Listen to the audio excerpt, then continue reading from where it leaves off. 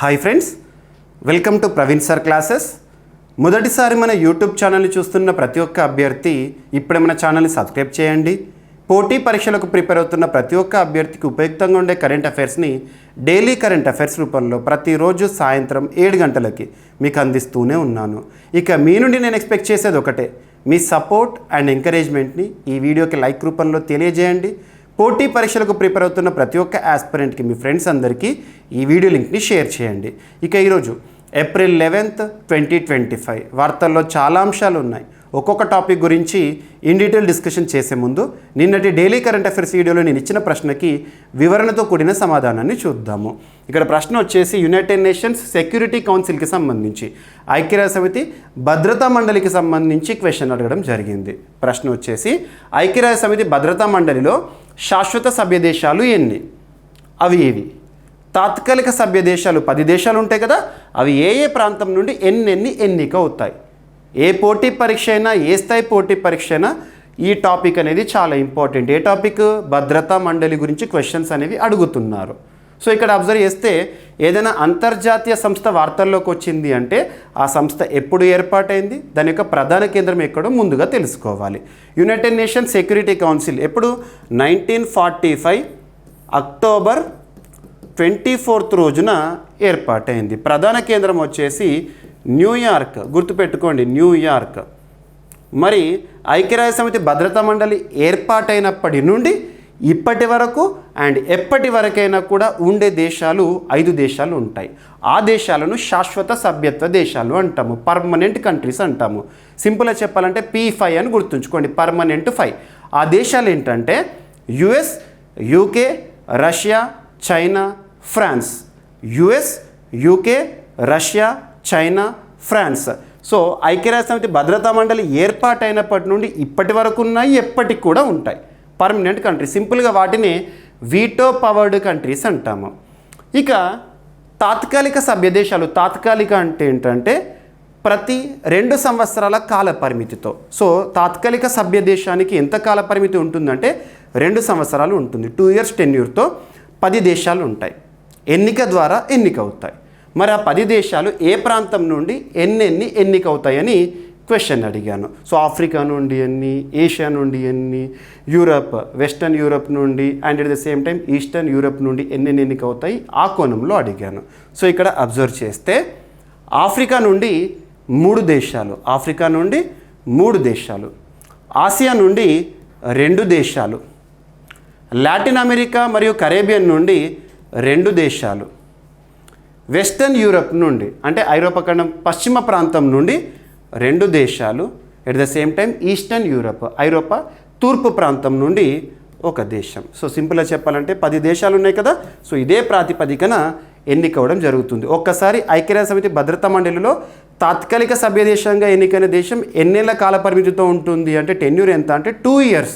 మరి ఇప్పటి వరకు భారతదేశం ఎన్నిసార్లు భద్రతా మండలికి తాత్కాలిక సభ్య దేశంగా ఎన్నికైందని ఎగ్జామినేషన్ పాయింట్ ఆఫ్ వ్యూ అడగవచ్చు. 8 సార్లు, గుర్తుపెట్టుకోండి. 8 సార్లు ఎప్పుడెప్పుడని అడిగారు, కానీ చివరిసారి భారత ప్రాతినిధ్యం ఎప్పుడు ఉండే, భద్రతా మండలిలో భారత తాత్కాలిక సభ్య దేశంగా ఎప్పుడు ఉండే అంటారు. 2021, 2022 very very important. So 1, 2 years టెన్యూర్తో ఇది 8th టైం. 8 సార్లు ఇప్పటివరకు భద్రతా మండలిలో భారతదేశం తాత్కాలిక సభ్య దేశంగా ఉంది. ఓకేనా, clear. And at the same time మరి ఈ ప్రశ్నను ఏ కంటెక్స్ట్లో అడిగానంటే ప్రస్తుతం మన రాష్ట్రపతి, దేశంలోనే అత్యున్నత పదవిలో ఉన్న రాష్ట్రపతి గారు స్లోవేకియా, పోర్చుగల్ పర్యటన, విదేశీ పర్యటనలో ఉన్నారు కదా. సో స్లోవేకియా పర్యటనలో భాగంగా ఆ ప్రభుత్వము భారతదేశానికి మద్దతును ప్రకటించింది. ఏ విషయంలో? ఐక్యరాజ్య సమితి భద్రతా మండలిలో భారత్ శాశ్వత సభ్యత్వ దేశంగా ఉండాల్సిందే, అందుకోసం మేము కూడా మద్దతును ప్రకటిస్తున్నాం, మా మద్దతు భారత్కు ఉంటుంది అని చెప్పేసి ప్రకటించారు. నిన్నటి వార్తాపత్రికల్లో, అన్ని వార్తాపత్రికలు కూడా ఈ టాపిక్ కవర్ అయింది. సో ఈ కంటెక్స్ట్లో ఈ ప్రశ్నని అడిగాను. మీకు డైలీ కరెంట్ అఫైర్స్ వీడియోలు ఇచ్చే ప్రశ్నలు ఏవైతే ఉంటాయో అవి చాలా ఇంపార్టెంట్. రానున్న పోటీ పరీక్షల్లో తప్పనిసరిగా వాటిని ఎక్స్పెక్ట్ చేస్తున్నాను కాబట్టి మిమ్మల్ని ఇక్కడ ప్రశ్న రూపంలో డైలీ కూడా ప్రాక్టీస్ అవుతుందని చెప్పేసి అడుగుతున్నాను. ఇప్పటికే చాలామంది అభ్యర్థులు కామెంట్ బాక్స్లో కామెంట్ రూపంలో సమాధానాన్ని తెలియజేస్తున్నారు. కానీ నేను ఎక్స్పెక్ట్ చేసేది ఏంటంటే వీడియోని దాదాపు 30,000 మంది చూస్తున్నారు. ప్రతి ఒక్కరు కూడా మీకు ఎంతవరకు సమాధానం తెలిస్తే అంతవరకు సమాధానం ఇవ్వండి, ఇచ్చే ప్రయత్నం చేయండి. తప్పైనా పర్లేదు, ఎంతవరకు వస్తే అంతవరకు ఇవ్వండి. ఎందుకంటే నెక్స్ట్ డే మళ్ళీ ఇక్కడ నేను ఇచ్చే ప్రశ్న ఏదైతే ఉందో దానికి వివరణతో కూడిన సమాధానం చెప్తున్నాను కాబట్టి మీకు ఒక క్లారిటీ అనేది వస్తుంది ఆ టాపిక్కి సంబంధించి. ఇక సేమ్ ఇదే టాపిక్ నుండి కానీ ఇదే ప్రశ్న కానీ రానున్న పోటీ పరీక్షలు అడిగారు అనుకోండి, ఇక ఎగ్జామినేషన్ హాల్లో ప్రశ్నపత్రంలో ఈ టాపిక్ చూడగానే ఫుల్ కాన్ఫిడెన్స్తో క్లారిటీతో ఆన్సర్ని గుర్తించగలుగుతారు. సో మీకు ప్రాక్టీస్ అవ్వాలని చెప్పేసి ఇలా ప్రతిరోజు కూడా ఇంపార్టెంట్ ఏరియాస్ నుండి నేను పిక్ చేస్తూ కరెంట్ ఇష్యూస్లో భాగంగా క్వశ్చన్స్ని అడుగుతున్నాను. ఓకేనా? సో వీడియో కూడా చాలామంది వాచ్ చేస్తున్నారు. ఎవ్రీడే కూడా 30,000 మెంబర్స్ చూస్తున్నారు. సో లైక్స్ నేను మీ నుండి కోరుకునేది ఏంటంటే మీ ఎంకరేజ్మెంట్, మీ సపోర్ట్. వీడియో చూస్తున్న ప్రతి ఒక్క అభ్యర్థి ఫస్టే లైక్ బటన్ క్లిక్ చేయండి. సో లైక్ చేయండి. సో తర్వాత వీడియోని కంటిన్యూ చేయండి. మీ ఫ్రెండ్స్ అందరికీ కూడా వీడియో లింక్ని షేర్ చేయండి. యూస్ఫుల్ కంటెంట్ని డైలీ కూడా మీకు ఇస్తూనే ఉన్నాను. ఓకేనా? సో ఇక ఈరోజు ఫస్ట్ టాపిక్ వచ్చేసి రెన్యూవబుల్ ఎనర్జీ. ప్రస్తుతం ప్రపంచాన్ని నడిపిస్తున్నవి ఒకటి electric vehicles, artificial intelligence and renewable energy ఇలాంటివి. ఇక్కడ అబ్జర్వ్ చేస్తే మన భారతదేశంలో ministry of new and renewable energy resources ఒక మంత్రిత్వ శాఖ కూడా పనిచేస్తుంది. ఆ మంత్రిత్వ శాఖ గణాంకాల ప్రకారం, ఎందుకంటే మన భారత ప్రభుత్వంలో ఒక్కొక్క విభాగానికి ఒక్కొక్క మంత్రిత్వ శాఖ అనేది పనిచేస్తుంది. వారి నుండి వచ్చే అఫీషియల్ ఇన్ఫర్మేషన్ ఏదైతే ఉంటుందో అవి ఎగ్జామినేషన్ పాయింట్ ఆఫ్ వ్యూలో చూడాలి. ప్రెస్ ఇన్ఫర్మేషన్ బ్యూరోలో అఫీషియల్ స్టాట్స్ అనేవి ఉంటాయి, గవర్నమెంట్ సంబంధించింది కాబట్టి. సో ఇక్కడ అబ్జర్వ్ చేస్తే రీసెంట్గా 2024-25 ఆర్థిక సంవత్సరం పూర్తయింది కదా. 2024 ఏప్రిల్ 1 నుండి 2025 మార్చ్ 31 వరకు. సో రీసెంట్గా ముగిసింది. మరి ఈ ఆర్థిక సంవత్సరంలో భారతదేశం నుండి రెన్యూవబుల్ ఎనర్జీ అనేది పునరుత్పాదక శక్తి లేదా ఇంధనం అనేది ఎంతగా ఉత్పత్తి అయింది అనేది ఇక్కడ టాపిక్. సో డైరెక్ట్గా గణాంకాలు గుర్తుపెట్టుకోండి. అత్యధికంగా గత ఆర్థిక సంవత్సరంలో రెన్యూవబుల్ ఎనర్జీని మనం సాధించడం జరిగింది. సో ఇక్కడ చూడండి, పునరుత్పత్తి మంత్రిత్వ శాఖ లేదా ministry of new and renewable energy సంబంధించి వాళ్ళ గణాంకాల ప్రకారం 2024-25 ఆర్థిక సంవత్సరంలో భారత్ పునరుత్పాదక శక్తి రంగంలో భారీ పురోగతిని సాధించింది. 29.52 గిగావాట్స్. ఈ number important, very very very important. 29.52 gigawatts. ఏ ఆర్థిక సంవత్సరంలో? 2024-25 ఆర్థిక సంవత్సరంలో భారతదేశంలో రెన్యూవబుల్ ఎనర్జీ ఎంత సాధించాం మనం? 29.52 గిగావాట్స్ రెన్యూవబుల్ ఎనర్జీని సాధించడం జరిగింది. దేశంలో మొత్తం పునరుత్పాదక శక్తి సామర్థ్యం అనేది 2023-24 ఆర్థిక సంవత్సరం ముగిసే వరకేమో 198.75 గిగావాట్స్. ఇక లాస్ట్ ఫినాన్షియల్ ఇయర్లో మనం 29.52 గిగావాట్స్ ఎనర్జీని ప్రొడ్యూస్ చేసాం కదా, దాంతో 220.10 గిగావాట్స్. ఓకేనా? సో ఎగ్జామినేషన్ పాయింట్ ఆఫ్ వ్యూలో అడగవచ్చు డైరెక్ట్గా. ముఖ్య అంశాలు: వార్షిక వృద్ధి వచ్చేసి అంటే ఒక సంవత్సరంలో ఇంత మనం సాధించాం, చరిత్రలోనే అత్యధికం. మొత్తం స్థాపిత పునరుత్పత్తి శక్తి ఏదైతే ఉంటుందో 220.10 గిగావాట్స్ రీసెంట్ ఫినాన్షియల్ ఇయర్ ముగిసే వరకు. ఇక లక్ష్యం, మన లక్ష్యాలనే ఉంటాయి కదా. భారత ప్రధాని నరేంద్ర మోదీ గారు లేదా భారత ప్రభుత్వం కొన్ని నిర్దేశిత లక్ష్యాలను ప్రకటించింది. ఏ సెక్టార్లో ఎంత సాధించాలి పురోగతి అని చెప్పేసేసి 2030 సంవత్సరం నాటికి 500 గిగావాట్స్ నాన్ ఫాజిల్ ఫ్యూయల్ ఆధారిత శక్తి సామర్థ్యం అంటే రెన్యూవబుల్ ఎనర్జీని సాధించాలని మోదీ గారు కాప్ సదస్సుల సందర్భంగా పంచామృత్ ప్రకటించారు కదా, అందులో ఒక సిద్ధాంతం గుర్తుపెట్టుకోండి. So ministry of new and renewable energy, ముఖ్యంగా న్యూ అండ్ రెన్యూవబుల్ ఎనర్జీ అంటే ఏంటంటే సౌరశక్తి కానివ్వండి, పవనశక్తి కానివ్వండి, టైడల్ ఎనర్జీ కానివ్వండి, ఇవన్నీ కూడా వస్తాయి. మరి ఈ ఉత్పత్తికి కారకం ఏంటంటే మన భారతదేశంలో చాలా వరకు కూడా ఇంపార్టెన్స్ ఇస్తున్నాం. కేంద్ర ప్రభుత్వ పథకాలు చూస్తూ ఉంటాం, ప్రధానమంత్రి ముఫ్త్ బిజ్లీ యోజన అని చెప్పేసి ఇలాంటివి. సో వాటి వల్ల ఇదంతా కూడా పాసిబుల్ అవుతుంది. ఓకేనా? పంచామృతం యొక్క లక్ష్యాలు ఏవైతే ఉంటాయో COP 26 గ్లాస్గోలో జరిగిన కాప్ సదస్సులో భారత ప్రధాని గారు ప్రతిపాదించారు పంచామృతం అని చెప్పేసేసి. 2030 నాటికి మన భారతదేశంలో ఎంత లక్ష్యమో. ఓకేనా? సరిపోతుంది. ఇక నెక్స్ట్ వచ్చేసి యునైటెడ్ నేషన్స్ రిపోర్ట్స్ ఏవైతే ఉంటాయో ఐక్యరాజ్య సమితికి సంబంధించి అనుబంధ సంస్థలు విడుదల చేసే నివేదికలు ఏవైతే ఉంటాయో వాటిపైన ప్రత్యేక శ్రద్ధను చూపండి. ఎగ్జామినేషన్ పాయింట్ ఆఫ్ వ్యూలో ఇంటర్నేషనల్ ఇష్యూస్లో భాగంగా రిపోర్ట్స్ పైన క్వశ్చన్స్ అనేవి అడుగుతున్నారు. ఏదన్నా రిపోర్ట్ వార్తల్లోకి వచ్చిందంటే ఆ రిపోర్ట్ పేరేంటి, ఆ రిపోర్ట్ని ఎవరు విడుదల చేశారు అందులో గణాంకాలు అంతర్జాతీయ స్థాయిలో గుర్తుపెట్టుకోవాల్సినవి ఏంటివి, భారతదేశానికి సంబంధించి ఏమైనా ర్యాంకింగ్స్ ఉన్నాయా, ఏమైనా గణాంకాలు ఉన్నాయా, అవి చూస్తే సరిపోతుంది. సో ఇవి ఇక్కడ. సో యూఎన్కి సంబంధించి, ఐక్యరాజ్య సమితికి సంబంధించి అనుబంధంగా పనిచేసిన సంస్థలు రిలీజ్ చేసిన రిపోర్ట్. ఆ రిపోర్ట్ ప్రకారము ప్రపంచంలో మ్యాటర్నల్ మోర్టాలిటీ విషయంలో మనం ఇన్ఫాంట్ మోర్టాలిటీ, మ్యాటర్నల్ మోర్టాలిటీ అంటే కదా, మోర్టాలిటీ అంటే ఏంటంటే మరణాలకు సంబంధించి, మ్యాటర్నల్ అంటే ఏంటి, తల్లికి సంబంధించి. సో మాతృ మరణాల్లో భారత్కు ప్రపంచంలో 2వ స్థానం అంట. సో అంటే మాతృ మరణాలు నమోదవుతున్న విషయంలో ఇప్పటికీ కూడా భారతదేశంలో ఎక్కువగానే ఉన్నాయి సింపుల్గా చెప్పాలంటే. మరి మొదటి స్థానంలో ఎవరు ఉన్నారో చూడాలి. కొన్ని విషయాల్లో ప్రపంచంలో టాప్ పొజిషన్లో ఉండాలి, కొన్ని విషయాల్లో బాటమ్ పొజిషన్లో ఉండాలి. ఇది సింపుల్గా చెప్పాలంటే మరణాలు ఎక్కువగా ఉన్నాయనే విషయంలో టాప్ పొజిషన్లో ఉండడం గొప్ప కాదు, తగ్గాలి. ఓకేనా? సో ఇక్కడ అబ్జర్వ్ చేస్తే భారతదేశంలో ఎవ్రీడే ఇప్పటికి కూడా ఈ గణాంకాల ప్రకారం, ఈ నివేదిక ప్రకారం ఏం చెప్తున్నారంటే ఇప్పటికీ కూడా ప్రతిరోజు కూడా 52 మరణాలు, మాతృ మరణాలు అనేవి భారతదేశంలో నమోదవుతున్నాయంట. సింపుల్గా చెప్పాలంటే 2023 సంవత్సరంలో ఒక సంవత్సరంలోనే అరౌండ్ 19,000 మ్యాటర్నల్ మోర్టాలిటీ, సో అవి నమోదవడం జరిగింది. మాతృ మరణాలు అనేవి నమోదు కావడం జరిగినాయి, గుర్తుపెట్టుకోండి. ఓకేనా? సో ఇక్కడ అబ్జర్వ్ చేస్తే మరి టాప్ పొజిషన్లో ఎవరు ఉన్నారు? నైజీరియా టాప్ పొజిషన్లో ఉంది. ఎంతనంట డెత్స్ ఇక్కడ అబ్జర్వ్ చేస్తే 2023 సంవత్సరంలో చోటు చేసుకున్న గణాంకాలు ఏవైతే ఉంటాయో వాటిని ఆధారంగా తీసుకొని ఈ రిపోర్ట్ని తయారు చేశారు, ర్యాంకింగ్స్ అనేవి ఇచ్చారు. సో నైజీరియా ప్రపంచంలో మాతృ మరణాల విషయంలో టాప్ పొజిషన్లో ఉంది. సో దాదాపు 75,000 మరణాలు కేవలం 2023లోనే నమోదైనాయి అంట. ఇక సెకండ్ పొజిషన్ వచ్చేసి ఇండియా, దాదాపు 19,000 అరౌండ్, గుర్తుపెట్టుకోండి సరిపోతుంది. పర్ డే భారతదేశంలో 52 మాతృ మరణాలు నమోదవుతున్నాయంట. ఇక నెక్స్ట్ వచ్చేసి డెమోక్రటిక్ రిపబ్లిక్ ఆఫ్ కాంగో, అది కూడా 19,000, పాకిస్తాన్ 11,000. ఓకేనా? సో ఈ 4 దేశాలు ఏవైతే ఉంటాయో వీటన్నిటిని కలుపుకుంటే ప్రపంచంలో మాతృ మరణాల రేట్లో ఆల్మోస్ట్ 47% ఈ 4 దేశాల నుండే నమోదవుతున్నాయి అంట. మరి ఈ రిపోర్ట్ పేరు ఏంటి అంటారు? Trends in maternal mortality. Trends in maternal mortality నివేదిక, గుర్తుపెట్టుకోండి. సో స్క్రిప్ట్ చూద్దాం. యునైటెడ్ నేషన్స్ విడుదల చేసిన trends in maternal mortality. Maternal అంటే మాతృ మరణాలు, ప్రతి లక్షలో ఎలా మరణాలు నమోదవుతున్నాయి గణాంకాలు చూస్తాం కదా.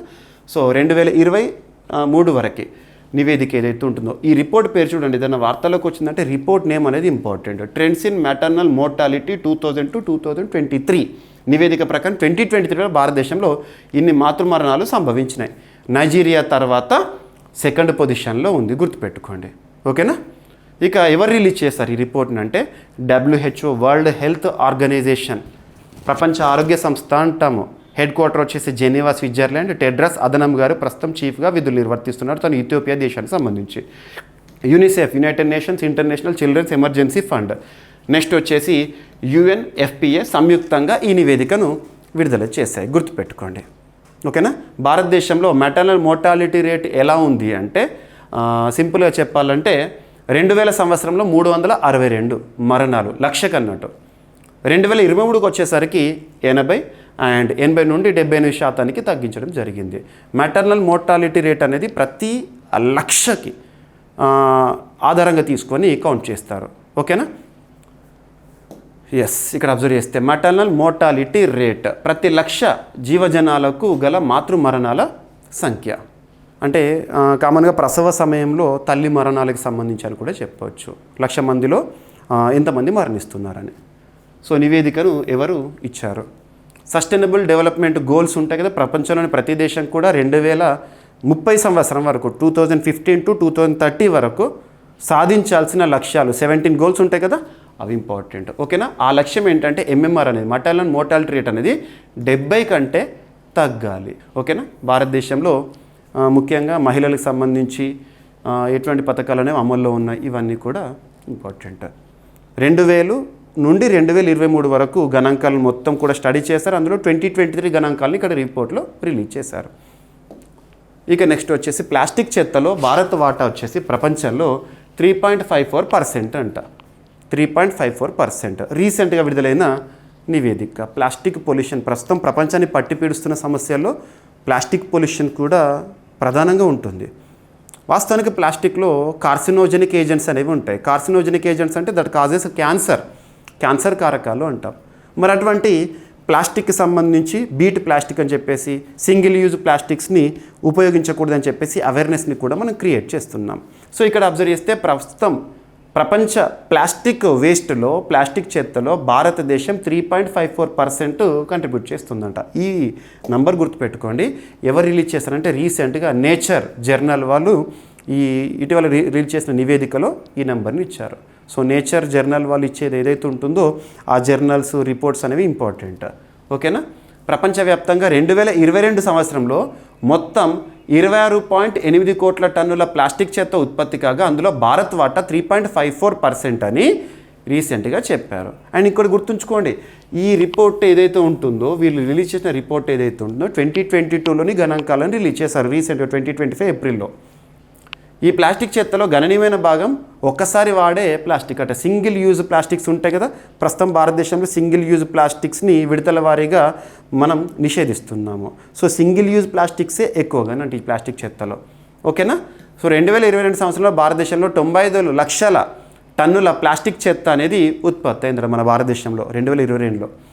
చైనా అత్యధికంగా ప్లాస్టిక్ ఉత్పత్తిలో మొదటి స్థానంలో ఉంది. ఇక అమెరికా వచ్చేసి ఇంత, అండ్ యూరోపియన్ యూనియన్ దేశాలు అన్నీ కలిపి ఇంత. భారతదేశంలో మొట్టమొదటి ఆర్గానిక్ స్టేట్ ఏదంటే సిక్కిం. ఓకేనా. సో ప్రపంచ ప్లాస్టిక్ వ్యర్థ ఉత్పత్తిలో భారతదేశం అనేది ఎంత కంట్రిబ్యూట్ చేస్తుంది ఇలాంటి పాయింట్ చూస్తే సరిపోతుంది. ఓకేనా. అదనపు సమాచారం పైన ఫోకస్ చేయండి. మీకు నేను ఎక్స్ట్రా ఇన్ఫర్మేషన్ అనేది ఇస్తున్నాను. ఏదైనా టాపిక్ ఉంటే దానికి సంబంధించిన జిఎస్ జనరల్ స్టడీస్ని లింక్ చేస్తున్నాను, లేదా ఏ టాపిక్ అయితే రీసెంట్గా కొన్ని ఫ్యాక్చువల్ ఓరియంటెడ్గా ఉంటాయో దానికి సంబంధించి జీకే పాయింట్స్ని కూడా యాడ్ చేస్తున్నాను. మీకు ఇచ్చే పీడిఎఫ్ ఏదైతే ఉంటుందో సో ప్రతి ఒక్కరు కూడా మన యాప్ ఇన్స్టాల్ చేసుకోండి. జీవీకే స్టడీ సర్కిల్ యాప్ ఇప్పటివరకు ఇన్స్టాల్ చేసుకుని వారు ఎవరైనా ఉంటే ఇన్స్టాల్ చేసుకోండి. అందులో నేను చెప్తున్న క్లాసెస్ ఏవైతే ఉంటే వీటికి సంబంధించి సంపూర్ణ సమాచారం పీడిఎఫ్ రూపంలో ఇస్తున్నాను.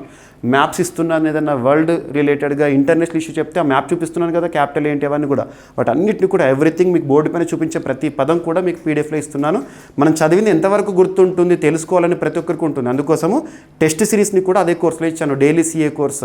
సో చాలామంది ఇప్పటికే వేలాది మంది అభ్యర్థులు తీసుకోవడం జరిగింది. సో ఎవరైనా ఉంటే చూడండి. ఇక్కడ మీకు చెప్పే ఎక్స్ప్లెనేషన్ ఇచ్చే టాపిక్స్ అన్ని కూడా పీడిఎఫ్ ఇస్తున్నాను. ఇక్కడ క్లాస్ విన్న తర్వాత పీడిఎఫ్ చూడండి, ఎనఫ్. ఇక ఒంటికొమ్ము ఖడ్గమృగాల కోసం జాతీయ చర్యా ప్రణాళిక అనేది వార్తల్లోకి వచ్చింది. 1 హార్న్ రైనోసరస్. మనం సింపుల్గా చెప్పాలంటే భారతదేశంలో 1 హార్న్ రైనోసరస్ అంటేనే గుర్తొచ్చేది మోనోపోలి అనుకోండి. అస్సాం రాష్ట్రంలోని కాజీరంగా ఒంటికొమ్ము ఖడ్గమృగాలు అంటేనే గుర్తొస్తాయి. ఇక ప్రపంచంలోనే కాజీరంగాకు ఒక ప్రత్యేకత. చాలామంది అస్సాం రాష్ట్ర పర్యటనకి వెళ్ళేది కూడా వైల్డ్ లైఫ్ టూర్లో భాగంగా వెళ్తే ఈ ఖడ్గమృగాలను చూడడానికి వెళ్తూ ఉంటారు. సింపుల్గా చెప్పాలంటే ఒంటికొమ్ము ఇది మాడిఫైడ్ హెయిర్, గుర్తుపెట్టుకోండి. మాడిఫైడ్ హెయిర్ మీకు బయాలజీ సబ్జెక్ట్లో భాగంగా క్వశ్చన్ అడగవచ్చు. సో మరి వీటికి సంబంధించి అస్సాం రాష్ట్రంలో డెన్సిటీ అనేది ఒంటికొమ్ము ఖడ్గమృగాలు నివసించే ప్రాంతంలో సాంద్రత ఎక్కువగా ఉంది. ఒకే ప్రాంతంలో వీటిని ఉంచే కంటే కూడా వీటిని వేరే ప్రాంతాల్లో సంరక్షిస్తే ఇంకా బాగుంటుంది అని చెప్పేసి ఒక జాతీయ కార్యాచరణ అనేది సిద్ధమైంది. వీటిని ఎనిమల్ ట్రాన్స్లొకేషన్ ఈ ప్రాంతం నుండి అస్సాం నుండి లేదా వివిధ సంరక్షణ కేంద్రాలను ఎక్కడెక్కడికి తరలించబోతున్నారు, అది ఇక్కడ టాపిక్. ఓకేనా. సో వన్యప్రాణి సంస్థ wild life institute of India, వన్యప్రాణి సంస్థ అంటాం, wild life institute of India వారు రీసెంట్గా ఒక కార్యాచరణని ప్రకటించారు. దాని ప్రకారం అస్సాంలో కాజీరంగాలో ఒంటికొమ్ము ఖడ్గమృగాలు ఉంటాయి. At the same time Pobitora wildlife sanctuary ఉంటుంది కదా, అక్కడ కూడా ఈ ఒంటికొమ్ము ఖడ్గమృగాలు ఉంటాయి. సో అక్కడ డెన్సిటీ అనేది ఎక్కువగా ఉంది, తక్కువ ప్రదేశంలో ఎక్కువగా ఉన్నాయి ఇవి. సో వీటికి మంచి ఆవాసం ఉండాలని చెప్పేసి ఆ ప్రాంతం నుండి వేరే ప్రాంతానికి తరలించడానికి ఒక కార్యాచరణ సిద్ధం చేశారు. ఓకేనా. ఒంటికొమ్ము ఖడ్గమృగాలను ఇతర రాష్ట్రాల్లో ఉన్న నూతన ప్రాంతాలు ఏవైతే ఉంటే మళ్లించేందుకు ప్రణాళిక చేస్తున్నారు. ఇక ఒంటికొమ్ము ఖడ్గమృగం యొక్క సైంటిఫిక్ నేమ్ ఏంటి అంటారు, రైనోసెరస్ యూనికార్నిస్. యూని అంటే ఒకటి. సో ఒంటికొమ్ము ఒకటి ఉంటుంది, 2 కూడా ఉంటాయి కొన్ని. ఓకేనా. మన భారతదేశంలో మాత్రం ఒంటికొమ్ము ఖడ్గమృగాలే famous. IUCN international union for conservation of nature and natural రిసోర్సెస్లో ఇవి వల్నరబుల్ కేటగిరీగా ఉన్నాయి, గుర్తుపెట్టుకోండి. ఇక నివాస ప్రాంతాలు ఏవైతే ఉంటే ముఖ్యంగా అస్సాంలో కనబడుతూ ఉంటాయి ఎక్కువగా. ప్రస్తుతం వీటికి సంబంధించి ఎక్కడెక్కడ వీటిని లొకేట్ చేయొచ్చు, ఎక్కడెక్కడ ఉన్నాయంటే కాజీరంగా నేషనల్ పార్క్, మోనోపోలికి ఒంటికొమ్ము ఖడ్గమృగాలను చూడాలంటే మీరు అస్సాంకి వెళ్ళండి అంతే. పోబితోరా వన్యప్రాణి అభయారణ్యం అస్సాం, and Jaldapara Gorumara west Bengal, Dudhwa national park Uttar Pradesh. So ఈ ఫస్ట్ రెండు అయితే ఇంపార్టెంట్. ఇక ఈ ప్రాంతాల నుండి ఎక్కడికి తరలిస్తారు, ఎక్కడ సంరక్షించేందుకు చర్య తీసుకుంటారట అంటే అస్సాంలో దిబ్రూ సైఖోవా నేషనల్ పార్క్లో, అండ్ వెస్ట్ బెంగాల్లో జల్దపారా గురుమారా, అరుణాచల్ ప్రదేశ్లో డియరింగ్ మెమోరియల్ వన్యప్రాణి అభయారణ్యాన్ని కూడా తరలిస్తారంట. బీహార్లో వాల్మీకి టైగర్ రిజర్వ్, ఉత్తరప్రదేశ్లో Dudhwa Pilibhit tiger reserve and Katarniaghat అభయారణ్యము. ఓకేనా. ఉత్తరాఖండ్లో సూరే రేంజ్. ఈ ప్రాంతాల్లో వీటిని సంరక్షించడానికి చర్యలు తీసుకుంటున్నారు. ఓకేనా, గుర్తుపెట్టుకోండి. ఎస్. ఇక ప్రాజెక్ట్ రైనో అస్సాంలో 1987లో ప్రారంభించిన ప్రత్యేక సంరక్షణ పథకం. సో ఖడ్గమృగ దినోత్సవంగా ఏ రోజున జరుపుకుంటామంటే సెప్టెంబర్ 22. కొన్ని ఇంపార్టెంట్ ఇలా మనకు అంతర్జాతీయ పులుల దినోత్సవం అంటే July 29. Next national aquatic Animal in India ఏంటి, మనకి ప్లాటనిస్టా గ్యాంజెటికా డాల్ఫిన్ ఉంటుంది కదా, దానికి సంబంధించి October 5. ఇలాంటివి ఇంపార్టెంట్ డేట్స్. సో ఏది ఉన్నా కూడా మీకు టాపిక్ అయితే ఎక్స్ట్రా ఇన్ఫర్మేషన్ ఇస్తున్నాను, అది కూడా చూడండి. ఇక నెక్స్ట్ నీలగిరి థార్. నీలగిరి థార్ అంటే మనకు తమిళనాడు రాష్ట్రం గుర్తొస్తుంది, మోనోపోలి. నెక్స్ట్ కేరళ కూడా. సో ఇటీవల నీలగిరి థార్ విషయంలో సెన్సస్ అనేది వార్తల్లోకి వచ్చింది. ఈ ఏప్రిల్లో నీలగిరి థార్ సెన్సస్ని చేపట్టబోతున్నారు. ఎరవికులం ప్రాంతం ఉంటుంది కదా, వైల్డ్ లైఫ్ సంబంధించి, అది 50th సెలబ్రేషన్ సందర్భంగా 50th యానివర్సరీ సందర్భంగా ఈ నీలగిరి తార్ సెన్సస్ని చేపట్టబోతున్న రాష్ట్రాలుగా తమిళనాడు, కేరళ ఈరోజు వార్తల్లోకి వచ్చినాయి. So Eravikulam national park, Eravikulam national park ఎక్కడంటే కేరళ. ఎరవికులం నేషనల్ పార్క్ స్థాపనకు 50 ఏళ్ళు పూర్తయిన సందర్భంగా కేరళ మరియు తమిళనాడు రాష్ట్రాలు సంయుక్తంగా, ఏ రాష్ట్రాలు అంటారు, కేరళ తమిళనాడు రాష్ట్రాలు సంయుక్తంగా ఏప్రిల్ 2025, సో ఈ ఏప్రిల్ మంత్లో నీలగిరి తార్ గణన చేయబోతున్నారు. So Nilgiri tahr census. So census, wildlife census అనేది ఇంపార్టెంట్. రీసెంట్గా మనం మార్చ్ 1st వీక్లో డాల్ఫిన్ సెన్సస్ చూసాము. గతంలో మనము tiger census, leopard census, snow leopard census, ఇవన్నీ ఇంపార్టెంట్. వైల్డ్ లైఫ్ సెన్సస్ నుండి ఏదో ఒక సెన్సస్ నుండి అయితే ఏదో ఒక పోటీ పరీక్షలో ఖచ్చితంగా క్వశ్చన్స్ వస్తాయి. సో నీలగిరి తార్ సెన్సస్ని ఇటీవల ఏప్రిల్ 2025లో ఏ రాష్ట్రాలు సంయుక్తంగా చేయబోతున్నాయి అంటే తమిళనాడు, కేరళ. ఆ సెన్సస్ రిపోర్ట్ వచ్చినాక మళ్ళీ అందులో గణాంకాలు కూడా చూడాలి. ఎందుకు, ఇక్కడ కాంటెక్స్ట్ ఏంటంటే Eravikulam national park which is located in Kerala is celebrating 50th anniversary. గుర్తుపెట్టుకోండి. ఓకేనా. ఇక నీలగిరి తార్ అనేది దక్షిణ భారతదేశానికి మాత్రమే కలిగిన ఏకైక పర్వత జంతువు. సో సేమ్ ఇలాగే ఉంటుంది, జింకల, మేకల ఎలా అయితే ఉంటుందో ఆ విధంగా. ఓకేనా. తమిళనాడు రాష్ట్ర జంతువుగా గుర్తింపు. నీలగిరి తార్ ఈ క్రింది వాటిలో ఏ రాష్ట్ర గుర్తింపు పొందిన జంతువు అంటే తమిళనాడు. ఓకేనా. ఎస్. ఇక గతంలో అంచనాలు ఏవైతుంటే అవన్నీ కూడా ఇవ్వడం జరిగింది. Eravikulam national park, silent valley, Agasthyamalai పర్వతాలు, ఇవి 3 కూడా ఇటీవల తరచు వార్తలకు వచ్చినాయి. ఈరోజు ఎరవికులం నేషనల్ పార్క్ అనేది వార్తలోకి వచ్చింది. 50th యానివర్సరీ అనేది ఈ మంత్లో. అండ్ సైలెంట్ వ్యాలీ అంటే లయన్ టైల్డ్ మకాక్ అంటాము, సింహం తోక గల కోతి అని చెప్పేసేసి. సైలెంట్ వ్యాలీ ఉద్యమం కేరళలో మీరు చరిత్రలో చదువు ఉంటారు, పర్యావరణ ఉద్యమాల్లో. నెక్స్ట్ అగస్త్యమలై అనేది రీసెంట్గా తరచూ వార్తల్లోకి వచ్చింది. ఇటీవల సుప్రీంకోర్టు ఆదేశాలు కానివ్వండి, దాని సంరక్షణ విషయంలో కానివ్వండి, ఉద్యమాల విషయంలో కానీ వార్తలకు వచ్చింది. యునెస్కో మ్యాన్ అండ్ బయోస్ఫియర్ ప్రోగ్రాంలో కూడా అగస్త్యమలై అనేది ఉంది అని ఇటీవల కాలంలో మనం డిస్కస్ చేసాం. ఇక తమిళనాడులో Mukurthi national park, grass hills national park అనేవి ఈ నీలగిరి తార్కి సంబంధించి ఫేమస్, ఈ ప్రాంతాల్లో ఉంటాయి. ఓకేనా. ఆ ప్రాంతాల్లో సెన్సస్. ఒక జీవి గురించి మనం డిస్కస్ చేస్తున్నామంటే దానికి సంబంధించిన సైంటిఫిక్ నేమ్ ఇంపార్టెంట్ కదా. నీలగిరి తార్ యొక్క సైంటిఫిక్ నేమ్ ఏంటంటే నీలగిరి ట్రాగస్ హైలోస్కెస్. గుర్తుంచుకోండి, నీలగిరి ట్రాగస్ హైలోక్రియస్. ఓకేనా. ఇక IUCNలో ఇవి ఎండేంజర్డ్ కేటగిరీలో ఉన్నాయి. ఎండేంజర్డ్ అంటే అత్యంత ప్రమాదకర స్థితిలో ఉన్నాయి. వన్యప్రాణి సంరక్షణ చట్టం భారతదేశంలో ఏ సంవత్సరం 1972, అందులో షెడ్యూల్ 1 జాతిగా గుర్తింపు పొందినాయి. నీలగిరి తార్ సంరక్షణ కోసం ప్రాజెక్ట్ నీలగిరి తార్ తమిళనాడు ప్రభుత్వ ప్రణాళిక 2022 నుండి 2027 వరకు వాటి పాపులేషన్ని పెంచాలి అని చెప్పేసేసి. సో నీలగిరి తార్కి సంబంధించి మీరు ఎగ్జామినేషన్ పాయింట్ ఆఫ్ వ్యూలో కనుక నీలగిరి తార్ అనే ఒక పదం విన్నారు అంటే అది ఖచ్చితంగా మ్యాక్సిమం తమిళనాడు అయి ఉంటుంది, సెకండ్ ప్రిఫరెన్స్ కేరళ అయి ఉంటుంది. మోస్ట్లీ ఆన్సర్ అయితే తమిళనాడు అయి ఉంటుంది, గుర్తుపెట్టుకోండి. ఓకేనా. ఇక నెక్స్ట్ కొన్ని పురాతన ప్రాంతాలు ఇటీవల వార్తల్లోకి వస్తున్నాయి. వార్తల్లోకి వచ్చేది ఏదైనా సరే మనకు కరెంట్ అఫైర్స్. సో ఇక్కడ పురాతన ప్రాంతాల సంరక్షణ గురించి దేశంలోనే అత్యున్నత చట్టమైన రాజ్యాంగంలో 4వ భాగంలో ఆదేశిక సూత్రాలు నేర్చుకుంటాం కదా, అందులో ఆర్టికల్ 49లో మనం నేర్చుకుంటాము.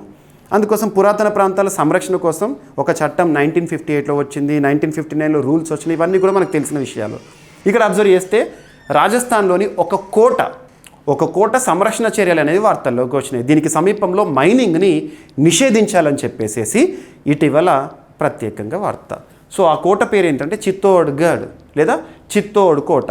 సో చిత్తోడ్ కోట లేదా చిత్తోడ్గఢ్ కోట. చిత్తోడ్ కోట పరిసరాల్లో మైనింగ్ నిషేధంపై పునరాలోచన చేయాలని చెప్పేసి ఇక్కడ. సో రాజస్థాన్ ప్రభుత్వం చిత్తోడ్ కోటకి 10 కిలోమీటర్ల పరిధిలో మైనింగ్ కార్యకలాపాలపై పూర్తి స్థాయి నిషేధాన్ని పరిగణలోకి తీసుకుంటోంది. నిషేధం మైనింగ్ సంబంధిత యాక్టివిటీస్. ఓకేనా. ఈ కోట యునెస్కో ప్రపంచ వారసత్వ ప్రదేశంగా గుర్తించింది. మనకు యునెస్కో వరల్డ్ హెరిటేజ్ సైట్స్లో ఇప్పటివరకు భారతదేశంలో 43 గుర్తింపు పొందినాయి. ఇక్కడ అబ్జర్వ్ చేస్తే యునెస్కో వరల్డ్ హెరిటేజ్ సైట్స్లో గుర్తింపు పొందిన ఒక పురాతన ప్రాంతం ఈ చిత్తోడ్గఢ్ కోట. దీని సంరక్షణ కోసం ఏ ప్రభుత్వం చర్యలు తీసుకుంటుంది, మైనింగ్ యాక్టివిటీస్ని ప్రొహిబిట్ చేస్తుంది సమీపంలో అంటే రాజస్థాన్ రాష్ట్ర ప్రభుత్వం. ఓకేనా. అక్కడ జరుగుతుంది ఏంటంటే రాష్ట్ర ప్రభుత్వానికి ఒక సంస్థకు మధ్య గొడవ జరుగుతుంది. బిర్లా కార్పొరేషన్ లిమిటెడ్ రాష్ట్ర ప్రభుత్వం. ఏ రాష్ట్ర ప్రభుత్వం? రాజస్థాన్. అండ్ రాజస్థాన్ హైకోర్టు కూడా గతంలోనే కోట సమీపంలో మైనింగ్ అనేది ఉండకూడదు అని నిషేధించడం జరిగింది. ఓకేనా. ప్రస్తుతం దీనిపైన సంరక్షణ చర్యల విషయంలో చిత్తోడ్గఢ్ కోటను సంరక్షించాలి, దాని చుట్టుపక్కల మైనింగ్ యాక్టివిటీస్ని ప్రొహిబిట్ చేయాలని చెప్పేసి సుప్రీంకోర్టులో కూడా కేసెస్ ఉన్నాయి. ఓకేనా. ఇక రాజస్థాన్ అంటే మనకు lime stone and marble stones famous. ఓకేనా. చిత్తోడ్ రాజస్థాన్ భారతదేశంలో అతిపెద్ద కోటల్లో ఒకటిది. 700 ఎకరాల్లో ఒక కోట ఉందంటే అర్థం చేసుకోండి. 2013లో యునెస్కో ప్రపంచ వారసత్వ స్థలంగా రాజస్థాన్లోని కోటలను గుర్తించి కదా, అందులో ఈ కోట కూడా ఉంది. ఓకేనా. Very very important. నెక్స్ట్ ఎకానమీలో భాగంగా మనం తరచూ ఇండియాస్ గ్రోత్ రేట్స్ ఎస్టిమేట్స్ అని లేదంటే జిఎస్టీ వసూళ్ల గురించి కానీ భారతదేశం నుండి ఎగుమతులు దిగుమతులు ఎలా ఉంది, ఫారెక్స్ ఎలా ఉంది, ఇలాంటివి చూస్తూ ఉంటాం. దాంతోపాటు స్టార్టప్స్. ప్రస్తుతం ప్రపంచంలో స్టార్టప్స్ అనేవి కూడా చాలా కీలకంగా మారినాయి. స్టార్టప్స్ అంకుర సంస్థలు యువతకు వచ్చే ఐడియాస్ని కార్యరూపంలోకి తీసుకురావడానికి అలా ప్రభుత్వం కూడా ప్రత్యేకంగా ప్రోత్సహిస్తుంది. స్టార్టప్ ఇండియా అని చెప్పేసి ఉదాహరణకు తెలంగాణ రాష్ట్రం అయితే టీ హబ్ అని ఇలాంటివి. మరి స్టార్టప్లో యూనికార్న్ స్టార్టప్ అనే పదము గురించి ఎగ్జామినేషన్లో అడగవచ్చు. ఏ స్టార్టప్ అయితే $1 బిలియన్ మార్కుని రీచ్ అవుతుందో ఆ స్టార్టప్ని యూనికార్న్ స్టార్టప్ అంటాం. అంటే స్టార్టప్లలో పెద్దది అన్నట్టు, విస్తరించింది అన్నట్టు. Every startup is not unicorn startup, but ప్రతి యూనికార్న్ స్టార్టప్ ఒకప్పుడు స్టార్టప్గానే ప్రారంభమైంది, గుర్తుపెట్టుకోండి. అలా ప్రపంచంలో అత్యధికంగా యూనికార్న్ స్టార్టప్స్ కలిగిన దేశాల్లో ప్రపంచంలో టాప్ 3లో ఇండియా ఉంటుంది. America, China, India unicorn startups విషయంలో. యూనికార్న్ స్టార్టప్ అంటే డెఫినేషన్ ఏంటి అంటారు? $1 బిలియన్ మార్క్ రీచ్ అయిన స్టార్టప్ యూనికార్న్ స్టార్టప్. ఎందుకు ఈ టాపిక్ చెప్తున్నానంటే 2025 సంవత్సరంలో మొట్టమొదటి యూనికార్న్ స్టార్టప్గా గుర్తింపు పొందిన ఒక స్టార్టప్ బెంగళూరు కేంద్రంగా పనిచేస్తున్న జెస్పే అనే ఒక సంస్థ. జెస్పే అనేది 2025 సంవత్సరంలో మొట్టమొదటి యూనికార్న్ స్టార్టప్గా గుర్తింపు పొందింది. భారతదేశంలో ఇప్పటికే 100కు పైగా యూనికార్న్ స్టార్టప్స్ ఉన్నాయి, కానీ 2025లో మొట్టమొదటి యూనికార్న్ స్టార్టప్గా జెస్పే, గుర్తుపెట్టుకోండి. ఓకేనా. బెంగళూరు కేంద్రంగా పనిచేస్తున్న సంస్థ. సో డైరెక్ట్గా గుర్తుపెట్టుకొని సరిపోతుంది. తాజా పెట్టుబడితో జెస్పే విలువ $1 బిలియన్ మార్క్ దాటింది. సో ఇది ఇంపార్టెంట్. ఎస్. ఇక యూనికార్న్ స్టార్టప్ అంటే ఏంటి అవన్నీ కూడా మీకు బేసిక్గా మీరు చదివేటప్పుడు పీడిఎఫ్లో కూడా ఓరల్గా ఎక్స్ప్లెయిన్ చేస్తున్నాను కదా, మళ్ళీ పీడిఎఫ్లో చూడండి, ఎనఫ్. ఇక నెక్స్ట్ భారతదేశం యొక్క వృద్ధి రేటు అంచనాని మూడీస్ సంస్థ ఏ విధంగా అంచనా వేసింది అనేది. సో జీడిపి గ్రోత్ రేట్స్ అంటాము. GDP gross domestic product. It is the final value of all the goods and services that are produced within the boundaries of the particular country within the given financial year. ఒక ఆర్థిక సంవత్సర కాలంలో ఒక దేశ సరిహద్దు లోపల ఉత్పత్తి అయ్యే అంతిమ వస్తు సేవలనే ఆ దేశ జీడిపిగా లేదా స్థూల దేశీయోత్పత్తిగా చూస్తూ ఉంటాము. కామన్గా కంపారిటివ్గా ఎందుకు చూస్తామంటే గతంతో ఇప్పుడు ఎలా ఉంది పర్సెంటేజ్లో చూస్తూ ఉంటాము. సో మరి భారతదేశం యొక్క వృద్ధి రేటుని 2024 సంవత్సరంలో మూడీస్ సంస్థ 6.1%గా అంచనా వేసింది. 6.1%. మళ్ళీ మనం జీడిపిని క్యాలిక్యులేట్ చేయాలంటే కరెంట్ ప్రైజెస్, కాన్స్టాంట్ ప్రైజెస్ అనేవి కూడా చూస్తూ ఉంటాము. కాన్స్టాంట్ ప్రైస్ అంటే బేస్ ఇయర్ ఆధారంగా గణించేవి, కరెంట్ ప్రైజెస్ అంటే ప్రస్తుత విలువల ప్రకారము. సో ఇవన్నీ మీకు తెలిసే ఉంటుంది. ఇక రియల్ జీడిపిని చూడాలంటే కాన్స్టాంట్ ప్రైజెస్లో బేస్ ఇయర్ ఆధారంగా. సో ఇప్పుడు నామినల్ జీడిపి కనుక చూడాలనుకోండి కరెంట్ ప్రైజెస్లో చూస్తే సరిపోతుంది. సో మూడీస్ అనలిటిక్స్ 2024 సంవత్సరంలో భారతదేశం యొక్క వృద్ధి రేటుని 6.4% అన్నారు గతంలో, ఇప్పుడు 6.1%కి అంచనా వేయడం జరిగింది. సరిపోతుంది. ఓకేనా. సో జీడిపి అంటే ఏంటి అండ్ ఇవన్నీ కూడా మీకు ఎక్స్ట్రా పాయింట్స్లో ఇచ్చాను. 2024 సంవత్సరంలో భారతదేశంలో నిరుద్యోగ రేట్ అనేది 4.9%కి తగ్గిందంట. పీరియాడిక్ లేబర్ ఫోర్స్ సర్వే వారు చెప్తున్న గణాంకాలు, NSO స్టాటిస్టిక్స్. సో ఇక్కడ అబ్జర్వ్ చేస్తే భారతదేశంలో నిరుద్యోగ రేటు అన్ఎంప్లాయ్మెంట్ రేట్ అనేది తగ్గాలి, వృద్ధి రేట్ అనేది పెరగాలి. సో అన్ఎంప్లాయ్మెంట్ రేట్ అనేది 4.9%కి తగ్గిందంట గణాంకాలు. ప్రస్తుతం 2024 సంవత్సరం లెక్కల ఆధారంగా భారతదేశంలో పీరియాడిక్ లేబర్ ఫోర్స్ సర్వే లెక్కల ప్రకారం భారతదేశంలో నిరుద్యోగం ఎంతకు తగ్గింది అంటారు direct bit. Periodic labour force survey 2024 ప్రకారం 15 ఏళ్ళు పైబడిన వయసు గల భారత ప్రజల్లో ఉద్యోగాహితి లేదా నిరుద్యోగ రేట్ అనేది స్వల్పంగా తగ్గి 5% నుంచి 4.9% తగ్గింది. గతంలో 5% ఉండే, ఇప్పుడు 4.9%కి తగ్గింది. గ్రామీణ ప్రాంతాల్లో నిరుద్యోగ రేట్ అనేది 4.2%కి తగ్గింది. గ్రామీణ ప్రాంతాల్లో ఎక్కువగా ఉపాధి అవకాశాలు MNREGA ఇటువంటి అమలవుతున్నాయి కదా, అందుకే. పట్టణ మహిళల ఉద్యోగ లేదా నిరుద్యోగ రేట్ అనేది 8.9% నుండి 8.2%కి తగ్గిందంట. ఇక పట్టణ పురుషుల్లో స్వల్పంగా పెరిగింది నిరుద్యోగ రేటు తగ్గాలి, గుర్తుపెట్టుకోండి. లేబర్ ఫోర్స్ పార్టిసిపేషన్ రేట్ అనేది 59.6%కి తగ్గినప్పటికీ పట్టణ రేటు కనుక చూస్తే 51%కి పెరిగింది. వర్కర్ పాపులేషన్ రేషియో 57.7% తగ్గింది. ప్రధానంగా గ్రామీణ మహిళా సహాయక కార్మికులు తగ్గినందున. ఎస్, సో చూడండి, ప్రధాన సమస్యలు ఏంటంటే యువతకు ఉపాధి అవకాశాలు లేకపోవడం అనేది ఇంకా కూడా తగ్గకపోవడానికి కారణంగా చెప్పవచ్చు. అల్పసంఖ్యాకుల్లో ఉద్యోగాహితి కొనసాగుతుంది. ఓకేనా, సో చూడండి సరిపోతుంది ఎవరు చేస్తారు ఏంటి అని చెప్పేసి. నెక్స్ట్, సో సైన్స్ అండ్ టెక్నాలజీలో భాగంగా మనం చాలా ఇన్నోవేషన్స్ గురించి చూస్తున్నాము. ఇటీవల కాలంలో ప్రత్యేకంగా మనం చూస్తే వ్యంధ్యత్వానికి పరిష్కారం అని చెప్పేసి నిన్నటి క్లాస్లో చెప్పాను. వ్యంధ్యత్వానికి పరిష్కారాన్ని కనుగొంటూ శాస్త్రవేత్తలు స్పర్మ్ సెల్స్కి సంబంధించి చేసిన ఇన్నోవేషన్.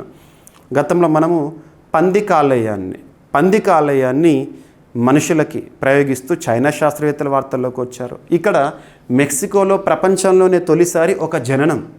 దేనికి సంబంధించి? ప్రస్తుతం ప్రపంచాన్ని నడిపిస్తోంది ఆర్టిఫిషియల్ ఇంటెలిజెన్స్ కదా, అలా ఆర్టిఫిషియల్ ఇంటెలిజెన్స్ సాయంతో ఒక బిడ్డకు జననం. సో AI సాయంతో ప్రపంచంలో తొలి కృత్రిమ గర్భధారణ శిశువు జనించిందంట. ఆర్టిఫిషియల్ ఇంటెలిజెన్స్ కృత్రిమ మేధ సాయంతో పూర్తి ఆటోమేటెడ్ IVF విధానంలో జన్మించిన ప్రపంచంలో తొలి శిశువు మెక్సికోలో పుట్టాడు. ఇది వైద్య రంగంలో సాంకేతిక ప్రగతికి నిదర్శనం. న్యూయార్క్ మెక్సికో వైద్యుల బృందం రూపొందించిన కొత్త ఆటోమేటెడ్ IVF టెక్నాలజీ ద్వారా 40 ఏళ్ల మహిళకు మగ శిశువు జననం. ఎక్కడ? మెక్సికోలో అంటారు, గుర్తుపెట్టుకోండి. సాధారణంగా ICSI అంటే ఇంట్రా సైటోప్లాస్మిక్ స్పర్మ్ ఇంజెక్షన్ ప్రక్రియలో 23 దశలు మానవ నిపుణులచే నిర్వహించబడింది. ఇది కన్వెన్షన్, రెగ్యులర్గా ఉండే ప్రాక్టీస్. అది కాకుండా ఈ దశలన్నింటినీ కూడా AI సాయంతో అధిగమించి మానవ ప్రమేయం లేకుండా పూర్తి చేసి మెక్సికోలో ఈ బిడ్డకు జన్మించారు, గుర్తుంచుకోండి. ఇది 1990లో ప్రారంభమైన ICSIకి ప్రత్యామ్నాయ పద్ధతి. ఇప్పటి వరకు ఈ పద్ధతిలో కృత్రిమ పద్ధతిలో గర్భధారణ చేయడం కానివ్వండి ఇవన్నీ జరిగింది. కానీ ఇప్పుడు AI సాయంతో ప్రత్యేకంగా ఈ టెక్నాలజీ సాయంలో కొత్త టెక్నాలజీని తీసుకొచ్చారు. సో డైరెక్ట్గా ఈ టెక్నాలజీ గురించి మనకు సైన్స్ అండ్ టెక్నాలజీ భాగం కానివ్వండి ఇవన్నీ అడగరు, డైరెక్ట్ అడుగుతారు. ప్రపంచంలోని తొలిసారి AI సాయంతో కృత్రిమ గర్భధారణ శిశువు జననం ఎక్కడ అంటారు? మెక్సికోలో. ఎనఫ్. ఓకేనా. ఇక్కడ మీకు సైన్స్కి సంబంధించి కొన్ని డెఫినేషన్స్ కూడా ఇచ్చాను. IVF అంటే ఇన్విట్రో ఫర్టిలైజేషన్, శరీరానికి వెలుపల అండం శుక్రకళను కలిపే పద్ధతి IVF పద్ధతి. అంటే మనం అప్పుడప్పుడు చూస్తాం కదా IVF సెంటర్స్ అలా ఇలా. సో ICSI అంటే ఇంట్రా సైటోప్లాస్మిక్ స్పర్మ్ ఇంజెక్షన్, ఒకే శుక్రకణాన్ని నేరుగా అండంలోకి ఇంజెక్ట్ చేయడం, డైరెక్ట్ ఇంజెక్షన్.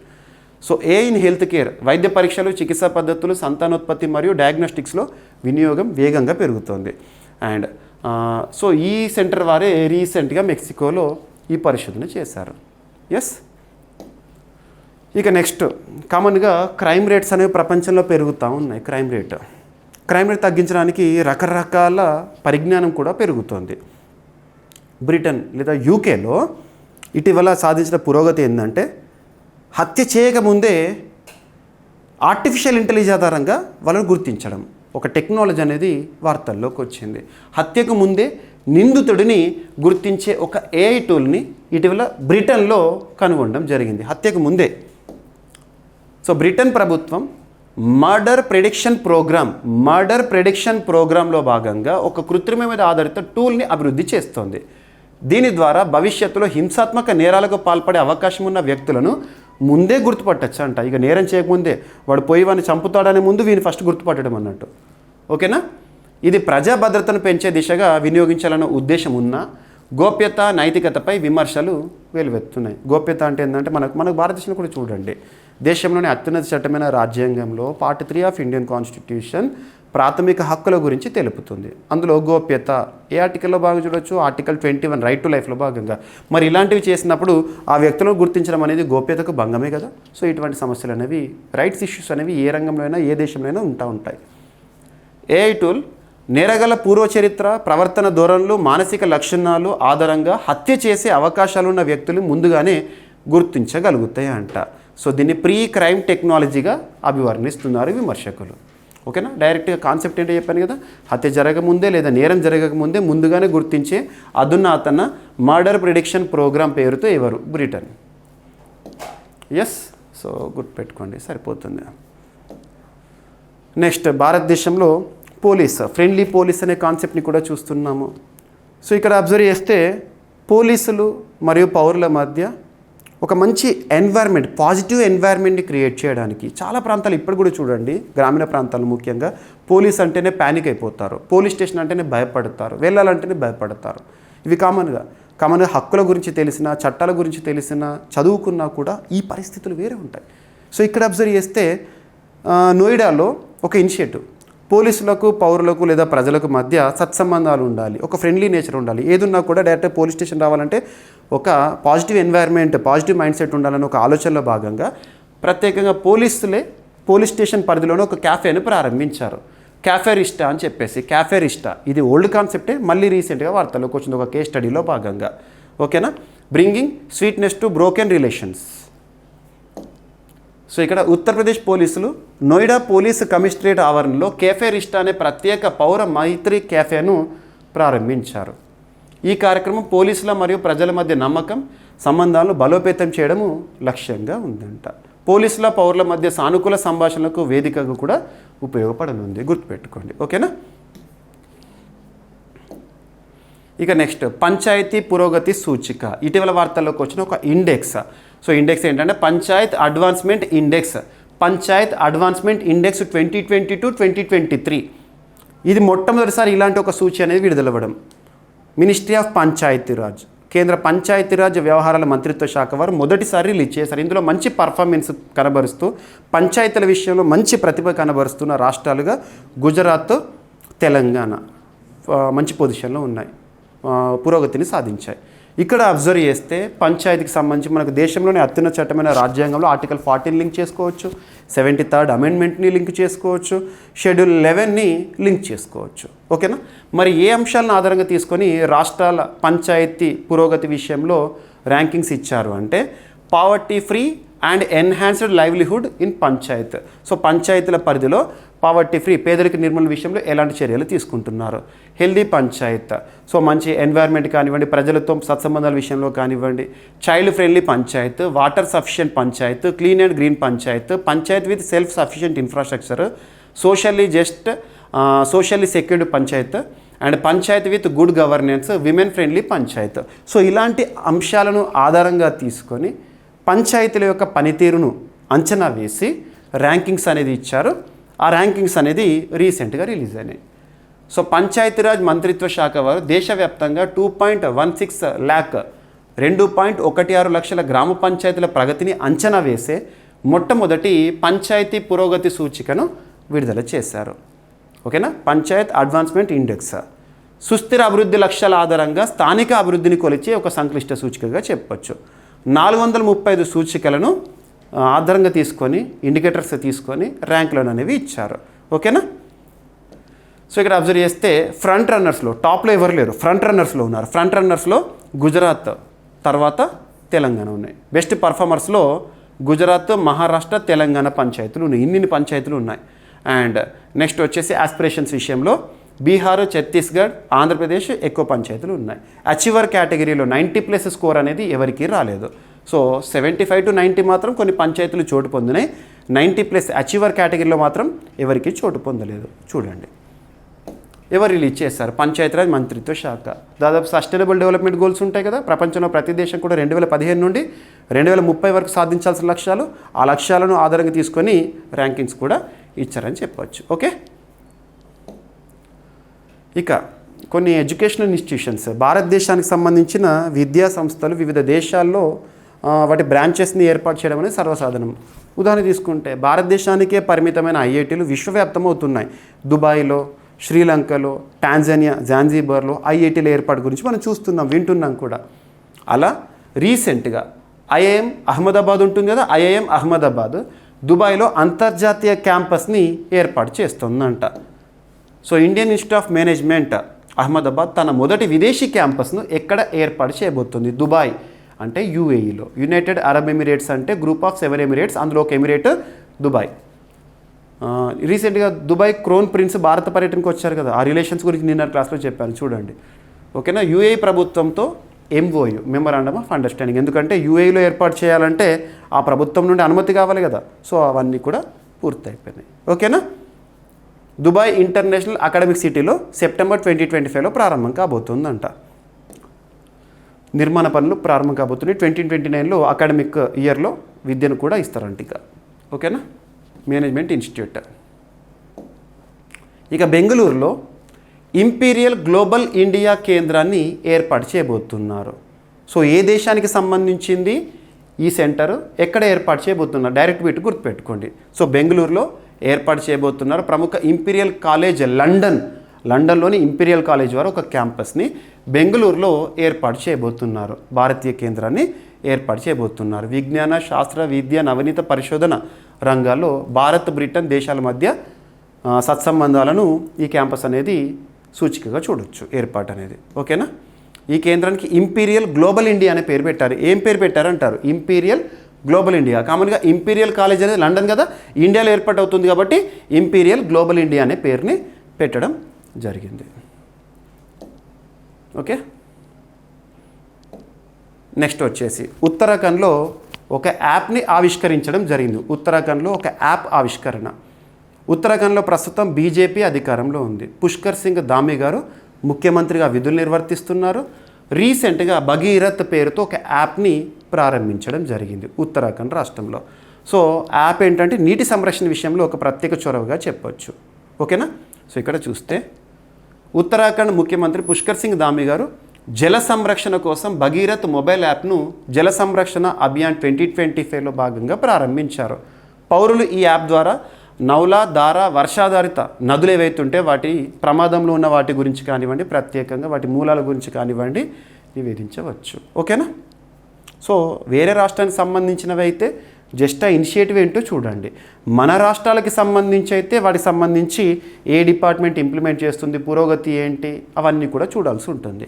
ఓకేనా, ఉత్తరాఖండ్ రాష్ట్రము మనకి ముఖ్యమంత్రిగా పుష్కర్ సింగ్ ధామీ గారు ఉన్నారు, బీజేపీ అధికారంలో ఉంది, రాజధాని డెహ్రాడూన్. నెక్స్ట్ వచ్చేసి గవర్నర్గా ప్రస్తుతం జనరల్ గుర్మీత్ సింగ్ గారు విధులు నిర్వర్తిస్తున్నారు. అండ్ రీసెంట్గా ఒక టెక్నాలజీ సమ్మిట్ అనేది వార్తల్లోకి వచ్చింది, గ్లోబల్ టెక్నాలజీ సమ్మిట్ 2025. ఈ సమ్మిట్, ఏదైనా సమ్మిట్ వార్తల్లోకి వచ్చిందంటే ఎక్కడ జరిగింది, దాని యొక్క థీమ్ ఏంటి? సో ప్రస్తుతం జరుగుతోంది ఈ సమ్మిట్ అనేది. సో ఏప్రిల్ 10th నిన్నటి రోజున ప్రారంభమైంది, రేపటితో ముగుస్తుంది. న్యూఢిల్లీలో ప్రారంభమైంది. ఎవరు నిర్వహిస్తున్నారంటే ministry of external affairs and Carnegie India, ఒక సంస్థ కార్నెగీ ఇండియా వారు మరి మినిస్ట్రీ ఆఫ్ ఎక్స్టర్నల్ అఫైర్స్ వారు సంయుక్తంగా నిర్వహిస్తున్న 9th గ్లోబల్ టెక్నాలజీ సమ్మిట్ అనేది ఎక్కడ? న్యూఢిల్లీలో. ఎప్పటి నుండి ఎప్పటికీ? ఏప్రిల్ 10th నిన్న ప్రారంభమైంది, రేపటితో ముగుస్తుంది. దీని యొక్క థీమ్ ఏంటి? పాసిబిలిటీస్ అనేది దీని యొక్క థీమ్. ప్రస్తుతం ప్రపంచాన్ని నడిపిస్తోంది టెక్నాలజీ.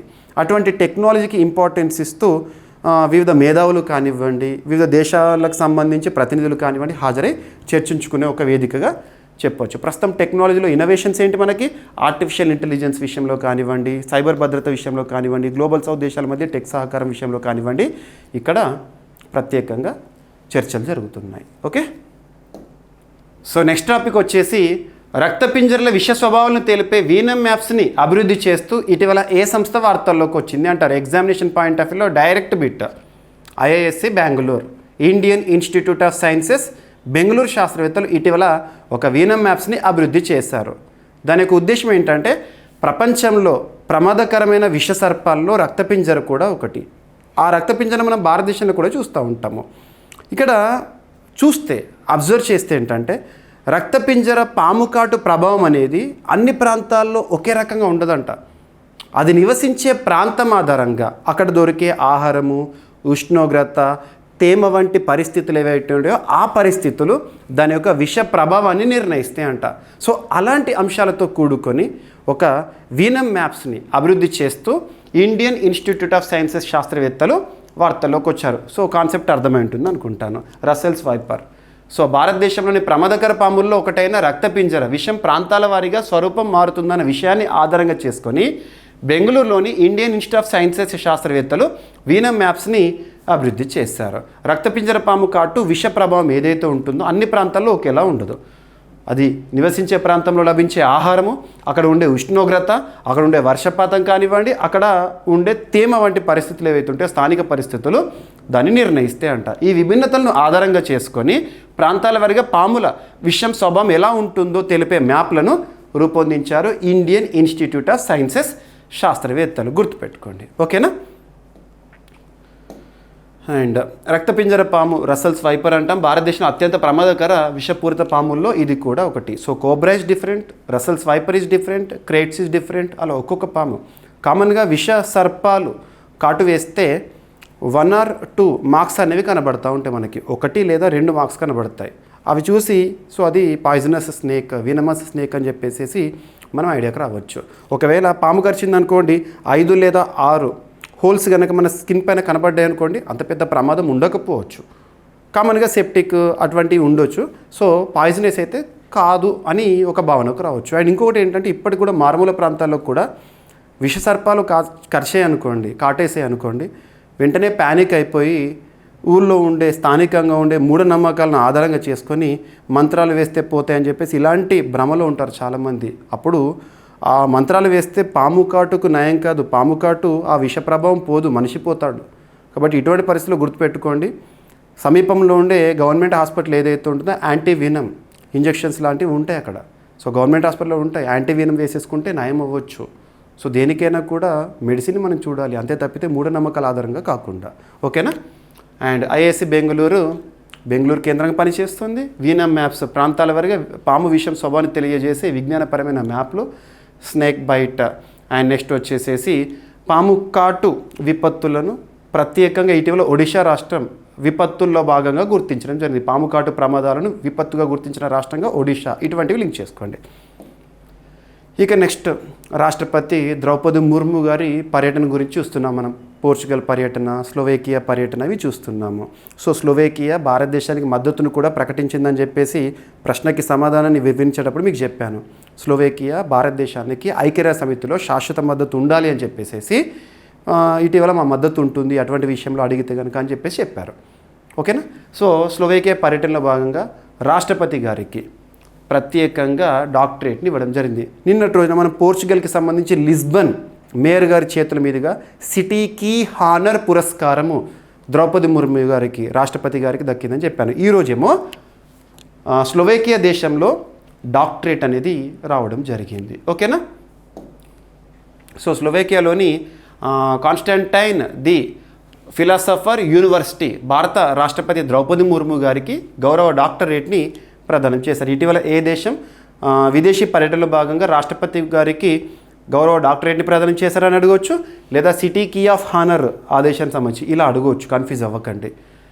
ఇది ఆమె ప్రజాసేవ, సామాజిక న్యాయం, విద్యా అభివృద్ధి, మహిళా సాధికారత కోసం చేసిన విశేష కృషికి గుర్తింపుగా ఇవ్వబడింది, ఓకేనా. గుర్తుపెట్టుకోండి, భారత రాష్ట్రపతి 15వ రాష్ట్రపతి, తొలి ఆదివాసీ మహిళా రాష్ట్రపతి, భారతదేశ చరిత్ర నిలిచిపోయారు. సో స్లోవేకియా రాజధాని వచ్చేసేసి బ్రాటిస్లావా. స్లోవేకియా అంటే ఐరోపా ఖండంలోని ఒక దేశము. నెక్స్ట్ కరెన్సీ వచ్చేసి యూరో.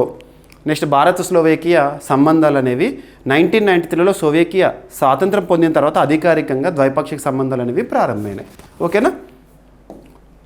నెక్స్ట్ వచ్చేసి ఇంకొక పురస్కారం భారతదేశంలో ముఖ్యంగా మెరైన్ రిలేటెడ్గా ఇచ్చే ఒక ప్రతిష్టాత్మక పురస్కారం లేదా నావికా రంగంలో ఇచ్చే ప్రతిష్టాత్మక పురస్కారంగా చూసే నేషనల్ మ్యారిటైమ్ వరుణ అవార్డు లేదా సాగర్ సమ్మాన్ వరుణ అవార్డు పురస్కారం వరుణ అవార్డు పురస్కార గ్రహీతగా ఎవరు వార్తలు నిలిచారంటే రాజేష్ ఉన్ని గారు.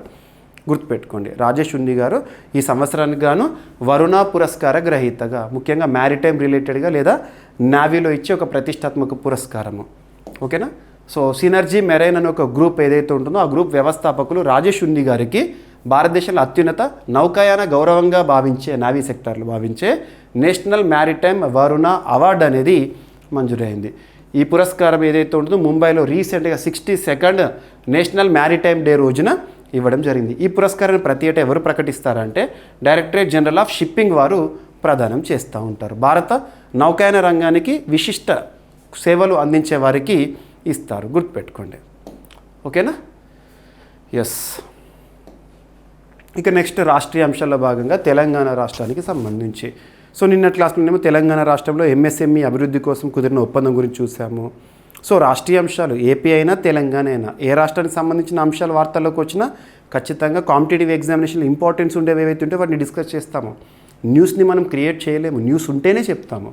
ఒకరోజు ఏపీ టాపిక్స్ ఉండొచ్చు, ఒకరోజు తెలంగాణ టాపిక్స్ ఉండొచ్చు, ఒకరోజు 2 రాష్ట్రాల టాపిక్స్ ఉండొచ్చు, ఒకరోజు 2 రాష్ట్రాలకు సంబంధించి ఏ టాపిక్ కూడా కాంపిటేటివ్ ఎగ్జామినేషన్ కోణంలో ఇంపార్టెన్స్ ఉన్నవి వార్తల్లో లేకపోవచ్చు. ఓకేనా. సో చూడండి, ఇక్కడ అబ్జర్వ్ చేస్తే సలేశ్వరం జాతర తెలంగాణ అమర్నాథ్గా పేరొంది. తెలంగాణ అమర్నాథ్గా ఏ యాత్రను పేర్కొంటారు అంటారు? సలేశ్వరం జాతర నల్లమలలో ఒక అడ్వెంచరస్ జాతరగా చెప్పొచ్చు. వాస్తవానికి ఫారెస్ట్ డీప్ కవర్లో ఫారెస్ట్లో జరిగే ఒక జాతర. వాస్తవానికి ఇక్కడ అబ్జర్వ్ చేస్తే నార్మల్ టైంలో ఈ ప్రాంతానికి ఎవరు కూడా రీచ్ అవ్వలేరు, పర్మిషన్స్ కూడా ఉండవు. ఫారెస్ట్ ఆఫీసర్స్ అంతా కూడా అక్కడ నిఘా ఉంటారు. కానీ జాతర జరిగే సమయం ఏదైతే ఉంటుందో ఈ సమయం, ఈరోజు జాతర ప్రారంభమైంది. తెలంగాణలో తెలంగాణ అమర్నాథ్గా పేరొందిన సలేశ్వరం జాతర ఈరోజు ప్రారంభమైంది. అక్కడికి వెళ్ళాలంటే కూడా ఫారెస్ట్ డిపార్ట్మెంట్ నుండి పర్మిషన్స్ అనేవి కావాలి. ఎవరు పడితే వాళ్ళు వెంటనే వెహికల్ వేసేసుకుని పోవడం కాదు. సో ముందుగా పర్మిషన్ తీసేసుకుంటే లిమిటెడ్గా పర్మిషన్ అనేది ఇస్తారు. సో ట్రెక్కింగ్ చేయాల్సి ఉంటుంది. సో ఆ జాతర ఈరోజు ప్రారంభమైంది. ఎక్కడ అంటారు? Location important. మనకు రాష్ట్ర సంస్కృతిలో భాగంగా లేదా జాతరలకు సంబంధించి ప్రాంతాలు కానివ్వండి వీటిపైన ఫోకస్ చేయాలి. సలేశ్వరం తెలంగాణ రాష్ట్రంలోని నాగర్ కర్నూలు జిల్లా ఆమ్రాబాద్ మండలంలో నల్లమల అడవుల మధ్య అమరాబాద్ టైగర్ రిజర్వ్ పరిధిలో ఉంది. ఆమ్రాబాద్ టైగర్ రిజర్వ్ ఉంటుంది, ఆ పరిధిలో ఉంది. ఇది గుర్తుపెట్టుకోండి. ప్రతి సంవత్సరం చైత్ర పౌర్ణమి రోజున మార్చి లేదా ఏప్రిల్లో ఈరోజు ప్రారంభమైంది సలేశ్వరం జాతర నిర్వహించబడుతుంది. ప్రకృతి శక్తుల అనుగ్రహం లభించే రోజు అనే నమ్మకంతో భక్తులు పెద్ద సంఖ్యలో ఇక్కడ హాజరవుతారు. జాతర 5 రోజులు మాత్రమే, 3 నుండి 5 రోజులు మాత్రమే జనాలు ఎవరైతే ఉంటారో, భక్తులు ఎవరైతే పిల్గ్రిమ్స్ ఎవరైతే ఉంటారో అక్కడికి పర్యటించవచ్చు. ఓకేనా. తెలంగాణ అమర్నాథ్ యాత్రగా ఏ యాత్రను పేర్కొంటారు అంటారు? సలేశ్వరం జాతర. Very very very important. ఓకేనా. ఇక సలేశ్వరం లింగేశ్వర స్వామి జాతర. ఈ ఆలయం లార్డ్ శివకు అంకితం. సో ఆమ్రాబాద్ టైగర్ రిజర్వ్ దక్షిణ భారతదేశంలో పెద్ద పులుల సంరక్షణ ప్రాంతాల్లో ఒకటి. అండ్ నెక్స్ట్ వచ్చేసి నల్లమల అడవి దట్టమైన అరణ్య ప్రాంతము. ఓకేనా. ఇక నెక్స్ట్ ఏపీకి సంబంధించి నిన్నటి రోజున మనం చూసాం. ఈరోజు అన్ని వార్తాపత్రికలు కూడా కవర్ అయిపోయింది. మీకు మన వాట్సాప్ ఛానల్లో minute to minute updates post చేస్తున్నాను. ప్రతి ఒక్కరు కూడా మన వాట్సాప్ ఛానల్ ఫాలో అవ్వండి. So Praveen sir WhatsApp channel ఏదైతుందో మీకు లింక్ని మన కామెంట్ బాక్స్లో ఫస్ట్ కామెంట్లో పింగ్ చేస్తున్నాను. మన యాప్ లింక్ని ఎట్ ద సేమ్ టైం మన వాట్సాప్ ఛానల్ లింక్ని ప్రతి ఒక్కరు ఫాలో అవ్వండి. మీకు అప్డేట్స్ అనేవి ఈరోజు ఎగ్జాంపుల్ క్లాస్ షూట్ అయిన తర్వాత ఏమైనా అప్డేట్స్ వచ్చినాయి అనుకోండి, బ్రేకింగ్ న్యూస్ వచ్చినాయి అనుకోండి, మీకు నేను వాట్సాప్ ఛానల్లో పోస్ట్ చేస్తున్నాను. ఓకేనా. మీకు మ్యాక్సిమం యూస్ఫుల్గా ఉంటుంది. ఓకేనా. ఏపీకి సంబంధించి గ్రామ వార్డు సచివాలయాలను ఏబీసీ కేటగిరీలుగా విభజించింది ఏపీ ప్రభుత్వం. సో ఆంధ్రప్రదేశ్ రాష్ట్రంలో 2024 మే 13 రోజున రాష్ట్ర ప్రభుత్వ ఏర్పాటు నిర్ణయించిన సార్వత్రిక ఎన్నికలు జరిగినాయి. జూన్ ఫస్ట్ వీక్లో రిజల్ట్స్ వచ్చినాయి. జూన్లో ప్రభుత్వం ఏర్పాటైంది, కూటమి అధికారంలోకి వచ్చింది. 175లో 164 స్థానాలను కూటమి గెలుచుకోవడం జరిగింది. Telugu Desam party and Janasena, BJP. ఓకేనా. సో ఇక్కడ అబ్జర్వ్ చేస్తే రాష్ట్ర ప్రభుత్వం తీసుకున్న కీలక నిర్ణయం ఏబీసీ కేటగిరీలు. సో ఆంధ్రప్రదేశ్ ప్రభుత్వం గ్రామ మరియు వార్డు సచివాలయాలను ఏబీసీ కేటగిరీలుగా విభజిస్తూ ఉత్తర్వులు జారీ చేసింది. వివిధ శాఖల కార్యదర్శులను సంబంధిత సచివాలయాలకు సర్దుబాటు చేస్తూ ఈ నిర్ణయాన్ని తీసుకున్నారు. జనాభా ఆధారంగా సిబ్బందిని కేటాయించడం ఇక్కడ. సో 2500 వరకు జనాభా ఉన్న సచివాలయాలకు 2 సిబ్బందిని, 2501 నుండి 3500 జనాభా వరకు ఉన్న సచివాలయాలకు 3 అండ్ 3500 కంటే ఎక్కువ జనాభా ఉన్న సచివాలయాలకు 4 సిబ్బందుల్ని కేటాయిస్తారంట. కార్యదర్శులకు సాధన విధులను కేటాయిస్తూ ఉత్తర్వులను కూడా జారీ చేశారు. ఈరోజు అన్ని వార్తాపత్రికలు కవర్ అయిపోయింది. మీకు నిన్న వాట్సాప్ ఛానల్లో పోస్ట్ చేశాను ఈ టాపిక్. ఇక ఈరోజు ప్రశ్న. సో ప్రతి ఒక్కరి నుండి కూడా ఈ ప్రశ్నకి సమాధానాన్ని కామెంట్ బాక్స్లో ఎక్స్పెక్ట్ చేస్తున్నాను. వీడియో చూస్తున్న ప్రతి ఒక్క అభ్యర్థి, దాదాపు 30,000 మంది అభ్యర్థులు వీడియో చూస్తున్నారు. సో ప్రతి ఒక్కరు కూడా సమాధానాన్ని ఇవ్వండి, మీకు ఎంతవరకు తెలిస్తే అంతవరకు. సో ఇంతగా మీకు సమాచారాన్ని అందిస్తూనే ఉన్నాను. సో వీడియో నచ్చితే లైక్ చేయండి, మీ ఫ్రెండ్స్ అందరికీ షేర్ చేయండి. కేంద్ర ప్రభుత్వం ఆమోదించిన మిషన్ మౌసమ్, మీకు మనం ఆల్రెడీ డిస్కస్ చేసాం ఈ టాపిక్ గురించి. మిషన్ మౌసమ్ను ఇంప్లిమెంట్ చేసే సంస్థలేవి? మినిస్ట్రీ ఆఫ్ ఎర్త్ సైన్సెస్ పరిధిలోని సంస్థలు 3 ఉంటాయి. ఆ సంస్థలేంటి, ఆ సంస్థల యొక్క ప్రధాన కేంద్రాలు ఎక్కడ ఉన్నాయి? ఆన్సర్ని రాయండి. ఒక్కటి తెలిస్తే ఒకటైనా రాయండి. మీకు రేపటి రోజున ఎక్స్ప్లెనేషన్ అనేది ఇస్తాను, ఆన్సర్ చెప్తాను. సో అప్పుడు క్లారిటీ వచ్చేస్తుంది. ఓకేనా? కేంద్ర ప్రభుత్వం ఆమోదించిన మిషన్ మౌసమ్ను అమలు చేసే సంస్థలు ఏవి? ఓకేనా? సో ఈరోజు టాపిక్స్ని క్విక్ రివిజన్ చేస్తే, పునరుత్పాదక శక్తి విషయంలో మనం న్యూ రికార్డ్ని సాధించాము. భారతదేశంలో ప్రస్తుతం ఎంతకు అచీవ్ అయ్యాము. అండ్ యుఎన్ నివేదిక మాతృ మరణాలకి సంబంధించి. నెక్స్ట్ ప్లాస్టిక్ చెత్తలో భారత్ వాటా ప్రపంచంలో 3.5% అంట. ఇటీవల విడుదలైన నేచర్ జర్నల్లో మనం చూస్తున్న వాస్తవాలు. ఒంటికొమ్ము ఖడ్గమృగాల కోసం జాతీయ చర్య ప్రణాళిక wild life institute of India వారు ఈ ప్రణాళికను రిలీజ్ చేశారు. నీలగిరి తార్ సెన్సస్ అనేది మొట్టమొదటిసారి మనము చూడబోతున్నాము. 2 రాష్ట్రాలు సంయుక్తంగా, తమిళనాడు, కేరళ రాష్ట్ర ప్రభుత్వాలు. ఎరవికులం నేషనల్ పార్క్ ఎక్కడ ఉంటుంది, ఆ సందర్భం ఏంటో చూడండి. నెక్స్ట్ వచ్చేసి చిత్తోర్గఢ్ కోట సంరక్షణ చర్యల్లో భాగంగా చుట్టుపక్కల మైనింగ్ అనేది నిషేధం చేయాలని చెప్పేసి వార్తల్లోకి వచ్చింది. నెక్స్ట్ జెస్పే 2025 సంవత్సరంలో మొట్టమొదటి యూనికార్న్ స్టార్టప్గా వార్తల్లోకి వచ్చింది, బెంగళూరు కేంద్రంగా పనిచేస్తుంది. నెక్స్ట్ మూడీస్ అంచనా 2024 సంవత్సరంలో భారతదేశం యొక్క వృద్ధి రేటు 6.1% అని చెప్పేసి. అండ్ 2024లో నిరుద్యోగ రేటు 4.9% తగ్గిందని పీరియాడిక్ లేబర్ ఫోర్స్ సర్వే చెప్తున్న గణాంకాలు. నెక్స్ట్ ఏఐ సాయంతో ప్రపంచంలో తొలి కృత్రిమ గర్భధారణ శిశువు జననం మెక్సికోలో. నెక్స్ట్ హత్యకు ముందే నిందుని గుర్తించే ఏఐ టూల్ని ప్రత్యేకంగా వార్తలోకి వచ్చారు బ్రిటన్ ప్రభుత్వము. అండ్ కేఫే రిస్టా పోలీసులు, పౌరులు లేదా ప్రజల మధ్య ఒక పాజిటివ్ ఎన్వైర్న్మెంట్ క్రియేట్ చేయడానికి నోయిడా పోలీసుల ప్రత్యేక ఇన్నోవేషన్. పంచాయతీ పురోగతి సూచిక ఇటీవల వార్తల్లోకి వచ్చింది, మినిస్టర్ ఆఫ్ పంచాయతీరాజ్ విడుదల చేశారు. అండ్ ఐఐఎం అహ్మదాబాద్, దుబాయ్లో అంతర్జాతీయ క్యాంపస్ని ఏర్పాటు చేయబోతోంది. అండ్ బ్రిటన్కి చెందిన లేదా లండన్కి చెందిన ఇంపీరియల్ గ్లోబల్ సంస్థ వారు మన ఇండియాలో బెంగళూరులో ఒక క్యాంపస్ని ఏర్పాటు చేయబోతున్నారు. నెక్స్ట్ ఉత్తరాఖండ్లో భగీరథ్ యాప్ని ప్రారంభించారు రాష్ట్ర ముఖ్యమంత్రి పుష్కర్ సింగ్ ధామీ గారు. Next global technology summit April 10th రోజున ప్రారంభమైంది, రేపటితో ముగుస్తుంది. సో దీని థీమ్ ఏంటి, ఎవరు నిర్వహిస్తున్నారు, ప్రత్యేకత. రక్తపింజల విష స్వభావాలను తెలిపే వీనమ్ యాప్స్ని అభివృద్ధి చేస్తూ ఐఐఎస్సి శాస్త్రవేత్తలు. నెక్స్ట్ రాష్ట్రపతి ద్రౌపది ముర్ము గారికి స్లోవేకియా గౌరవ డాక్టరేట్ అనేది దక్కింది. అండ్ రాజేష్ ఉన్ని గారికి నేషనల్ మ్యారిటైమ్ వరుణ పురస్కార గ్రహీతగా ఈ సంవత్సరం వార్తల్లోకి వచ్చారు. అండ్ తెలంగాణ అమర్నాథ్గా పేరొందిన సలేశ్వరం జాతర ఈరోజు ప్రారంభమైంది. అండ్ నెక్స్ట్ గ్రామ వార్డు సచివాలయాలు ఏబీసీ కేటగిరీలుగా విభజిస్తూ ఆంధ్రప్రదేశ్ రాష్ట్ర ప్రభుత్వ ఉత్తర్వులు, సిబ్బంది నియామకము. అండ్ కేంద్ర ప్రభుత్వం ఆమోదించిన మిషన్ మౌసమ్ను అమలు చేసే సంస్థలు, ఇంప్లిమెంట్ చేసే సంస్థలు ఏంటి? మినిస్ట్రీ ఆఫ్ ఎర్త్ సైన్సెస్ సంబంధించిన సంస్థలు. సో సమాధానాన్ని ఇవ్వండి. సో ఏమన్నా మిస్లీనియస్ టాపిక్స్ ఉంటే నో నీడ్ టు వర్రీ, మళ్ళీ రేపటి క్లాస్లో యాడ్ చేసి మనం డిస్కస్ చేద్దాము. ప్రతి ఒక్క టాపిక్ని మ్యాక్సిమం నేను కవర్ చేసే ప్రయత్నం చేస్తున్నాను. టైంని కన్సిడర్ చేయకండి. కొన్ని సందర్భాల్లో మ్యాక్సిమం డ్యూరేషన్ ఉండొచ్చు, కొన్ని సందర్భాల్లో తక్కువ ఉండొచ్చు. వార్తల్లో ఎక్కువగా సమాచారం అనేది ఉందనుకోండి, టాపిక్స్ ఎక్కువనే అనుకుని టైం అనేది పెరుగుతుంది. టైంని క్రైటీరియా తీసుకోకండి. చాలామంది లెంత్ అవుతుంది అని చెప్పేసి అంటున్నారు, బట్ మ్యాక్సిమం నేను అన్ని టాపిక్స్ కవర్ చేసే ప్రయత్నం చేస్తున్నాను. ఓకేనా? సో మళ్ళీ రేపటి క్లాస్లో కలుద్దాము. Thank you.